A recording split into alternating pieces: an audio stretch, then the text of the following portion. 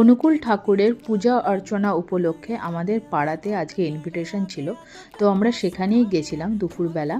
গিয়েই দেখলাম বাবু আর বাবা যেহেতু আগে চলে গেছিলো, আমি মাকে নিয়ে পরে গেছিলাম, তো দেখলাম বাবু অলরেডি বাচ্চাদের সাথে খেতে বসে গেছে। আর ওখানে যেহেতু বুফে সিস্টেম খাওয়া দাওয়া ছিল, তাই জন্য সবাই নিচে বসেই খাচ্ছিল। আর বাবা একটা চেয়ারে বসেছিল, বাবা বেশিক্ষণ দাঁড়িয়ে থাকতে পারে না, বাবার শরীরটা অসুস্থ হওয়ার পর থেকে। তো তারপরে দেখো এখানে তোমাদের আমি দেখিয়ে দিই যে মেনুতে কী কী ছিল।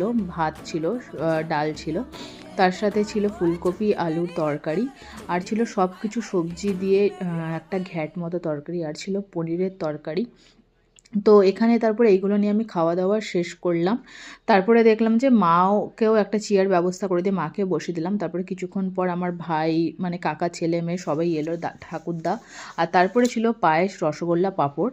তো সব কিছু খাওয়া দাওয়া করে নিয়ে ঠাকুরেরকে প্রণাম করে আমরা বাড়ির দিকে রওনা হলাম। আজকের ভিডিওটা এতটাই, বাই।